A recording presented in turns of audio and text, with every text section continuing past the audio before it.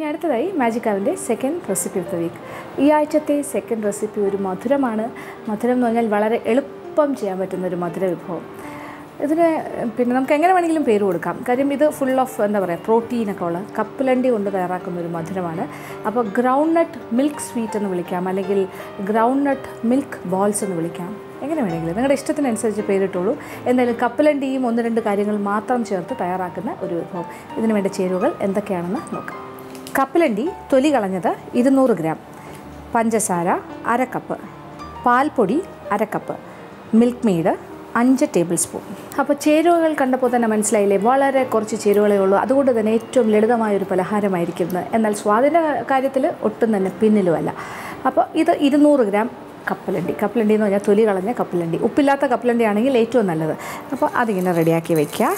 വറുത്ത കപ്പലണ്ടിയാണ്, പക്ഷേ ഉപ്പില്ലാത്തത്. ഇതൊരു 200 ഗ്രാം. ഇതിൻ്റെ കൂടെ വേണ്ട കാര്യങ്ങൾ ഒരു 1/2 കപ്പ് പഞ്ചസാര, ഗ്രാന്യൂൾസാണ്, പൊടിച്ച പഞ്ചസാര അല്ലാണ്ട് 1/2 കപ്പ് എടുക്കുക. പിന്നെ മിൽക്ക് പൗഡർ, പാൽപ്പൊടി, അത് ഏത് ബ്രാൻഡിൻ്റെ ആകാം, ഏത് തരമാകാം, നിങ്ങളുടെ കയ്യിൽ എന്തുണ്ടോ അതെടുക്കുക. 1/2 കപ്പ് പാൽപ്പൊടി. പിന്നെ വേണ്ട മിൽക്ക് മെയ്ഡ് ഒരു 4-5 ടേബിൾ സ്പൂൺ. പിന്നെ ആവശ്യാനുസരണം, അത് നമ്മൾ ചെയ്ത് വരുമ്പോൾ നമുക്ക് ഇഷ്ടത്തിനനുസരിച്ച്. അപ്പോൾ ആദ്യം നമുക്ക് മിൽക്ക് മെയ്ഡിനെ അങ്ങോട്ട് മാറ്റി വയ്ക്കാം. ബാക്കി 3 കാര്യങ്ങൾ വെച്ചിട്ടാണ് ആദ്യത്തെ സ്റ്റെപ്പ് എന്ന് പറഞ്ഞാൽ വേറെ ഒന്നും ചെയ്യാനില്ല. മിക്സിയിലേക്ക് ആദ്യം പഞ്ചസാര ഇടുക. പഞ്ചസാര ഒന്ന് പൊടിക്കുക. പൊടിഞ്ഞ് വരുമ്പോൾ പൊടിഞ്ഞതിന് ശേഷം നമ്മളതിലേക്ക് കപ്പലണ്ടിയും കൂടി ചേർത്തിട്ട് വീണ്ടും പൊടിക്കുക. നന്നായിട്ട് ഇങ്ങനെ ബീറ്റ് ചെയ്യുക.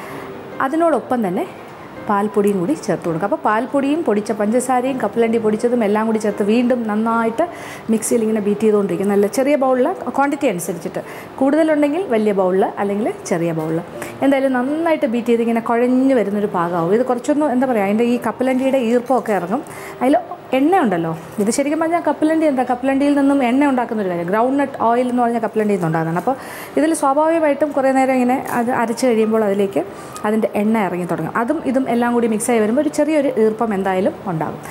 അങ്ങനത്തെ ഒരു ഫോമിൽ ഇതിങ്ങനെ മിക്സിയിലിട്ട് അരച്ച് എടുക്കണം, പൊടിച്ചിങ്ങനെ പൊടിഞ്ഞിങ്ങനെ മിക്സായി ഇങ്ങനെ കുഴഞ്ഞ രൂപത്തിൽ വരും. അത് കഴിഞ്ഞിട്ട് നമ്മൾ മിൽക്ക് മെയ്ഡ് ചേർക്കുള്ളൂ. അപ്പോൾ ആദ്യം നമുക്കിത് 3 കൂടി ചേർത്തിട്ടൊന്ന് പൊടിച്ചെടുക്കാം. അപ്പോൾ ആദ്യം പഞ്ചസാര പൊടിഞ്ഞ് തുടങ്ങിയിട്ട് പൊടിഞ്ഞ് കഴിഞ്ഞിട്ട് കപ്പലണ്ടി ഇടുന്നു. കപ്പലണ്ടിയും നന്നായിട്ടൊന്ന് പൊടിഞ്ഞ് വരുമ്പോൾ പാൽപ്പൊടി ചേർക്കുന്നു. എന്നിട്ട് 3 കൂടി ചേർത്ത് വീണ്ടും പൊടിച്ച് നല്ലൊരു ഷേപ്പിലാക്കി എടുക്കുന്നു. അപ്പോൾ നമ്മളുടെ 3 ചേരുവകളും കൂടി ചേർത്ത് നന്നായിട്ട് മിക്സിയിൽ ഒന്ന് പൊടിച്ച് അരച്ചെടുത്തിരിക്കുകയാണ്. അരച്ചെടുക്കുക എന്ന് പറയുമ്പോൾ കാര്യം ഇത് പൊടിഞ്ഞ് വരുമ്പോൾ ഇങ്ങനെ ഒരു എന്താ പറയുക, അതിൻ്റെ ഈർപ്പം ഞാൻ പറഞ്ഞല്ലോ, എണ്ണ ഇങ്ങനെ ഇറങ്ങിയിട്ട് അത് കുറച്ചുകൂടി ഒന്ന് ടൈറ്റായി വരും.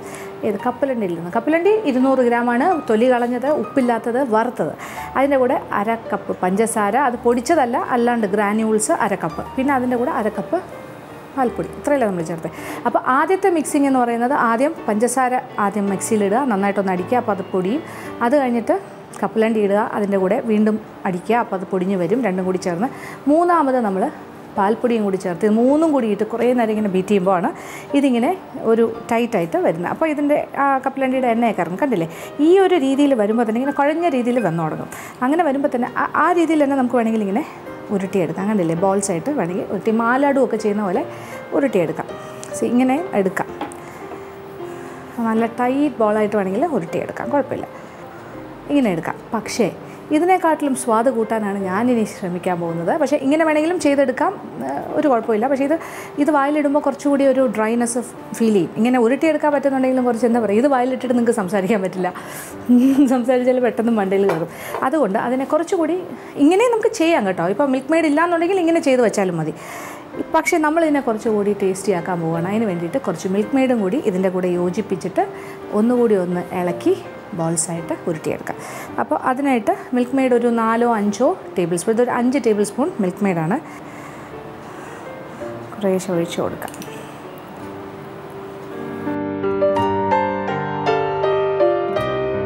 അപ്പോൾ മിൽക്ക് മെയ്ഡ് ഇപ്പോൾ ഞാൻ 3 ടേബിൾ സ്പൂണാണ് ഒഴിച്ച് കൊടുത്തിരിക്കുന്നത്. മിൽക്ക് മെയ്ഡ് വേണോ അതനുസരിച്ചിട്ട് ചേർക്കുക. ഇത് 3-4 ടേബിൾ സ്പൂൺ, വലിയ സ്പൂണിന് മിൽക്ക് മെയ്ഡ് മതിയാകും. ഇത് ഏകദേശം ആവശ്യത്തിനായും തോന്നുന്നു. നമുക്ക് നോക്കാം. ആദ്യം ഞാൻ സ്പൂൺ കൊണ്ടൊന്ന് ഇളക്കി, ഇനി ഞാനത് കൈ കൊണ്ട് വീണ്ടും നന്നായിട്ട് ഇളക്കി യോജിപ്പിക്കും. ഇനി വേറൊന്നും ചെയ്യാനില്ലല്ലോ. ഇനി നമ്മൾ ഉരുട്ടിയെടുക്കുന്ന ജോലി മാത്രമേ ഉള്ളൂ. ഇഷ്ടമുള്ള സൈസിലുള്ള ഉരുളകളായിട്ട് ഉരുട്ടിയെടുക്കുക.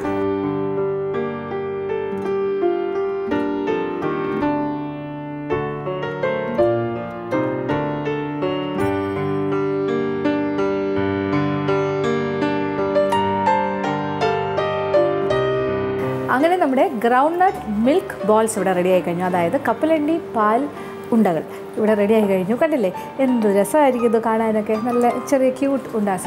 പിന്നെ ഈ ബോൾസ് എന്ന് പറഞ്ഞാൽ ഇപ്പോൾ ഒരു 18 എണ്ണം ഞാൻ ഉരുട്ടി എടുത്തിട്ടുണ്ട് ഈ അളവിൽ നിന്നും, 200 ഗ്രാം കപ്പലണ്ടിയിൽ നിന്നും. പിന്നെ ഇതിൻ്റെ അളവ് കുറച്ചുകൂടി ചെറിയ ബോൾസ് ആയി കഴിഞ്ഞാൽ 20 ഉള്ള വരെ കിട്ടും, 20 ബോൾസ്. അപ്പോൾ എന്തായാലും ഇത് കുട്ടികൾക്ക് കൊടുത്താൽ വളരെ നല്ലത്. കാര്യം കപ്പലണ്ടിയാണ്, വേറെ കുഴപ്പമൊന്നുമില്ല. ഇതിൽ പാൽപ്പൊടിയുണ്ട്, പിന്നെ പഞ്ചസാര ഉണ്ട് എന്നുള്ളൊരു ചെറിയ മൈനസ് മാത്രമേ ഉള്ളൂ. പിന്നെ വേണമെങ്കിൽ ഇതേ കാര്യം വേണമെങ്കിൽ നിങ്ങൾക്ക് ശർക്കരയിലും ചെയ്യാം, അല്ലെങ്കിൽ കരിപ്പട്ടിയിൽ ചെയ്യാം, ഇഷ്ടമുള്ള ഏത് മാധ്യമം വേണമെങ്കിലും ഉപയോഗിക്കാം മധുരം കിട്ടാനായിട്ട്. അപ്പോൾ ഈ പഞ്ചസാരയുടെ അളവ് വേണമെങ്കിൽ അല്പം കുറച്ചാലും കുഴപ്പമില്ല, അത്രയും ഷുഗർ കുട്ടികൾക്ക് കൊടുക്കണ്ട എന്നുണ്ടെങ്കിൽ. എന്തായാലും ഇത് എല്ലാവർക്കും ഇഷ്ടപ്പെടുന്നൊരു കാര്യമായിരിക്കും. ഇതുണ്ടാക്കി വെച്ചാൽ ഒരു 2-3 ദിവസം പുറത്ത് വെച്ചാലും കേടാകാണ്ടിരിക്കും. പിന്നെ അതിൽ 2-3 ദിവസത്തിൽ കൂടുതൽ സ്റ്റോർ ചെയ്യണം എന്നുണ്ടെങ്കിൽ, സൂക്ഷിച്ച് വയ്ക്കണം എന്നുണ്ടെങ്കിൽ ഫ്രിഡ്ജിൻ്റെ താഴത്തെ തട്ടിൽ വെച്ചേക്കുക, അങ്ങനെയും കഴിക്കാൻ സാധിക്കും. എന്തായാലും ഇത് വളരെ സ്വാദുള്ള, നല്ല എളുപ്പത്തിൽ നമുക്ക് ചെയ്യാൻ പറ്റുന്ന വളരെ കുറച്ച് ചേരുവകളുള്ളൊരു വിഭവമാണ്. അപ്പോൾ തീർച്ചയായിട്ടും പരീക്ഷിക്കുക, എല്ലാവർക്കും ഇഷ്ടമാവും.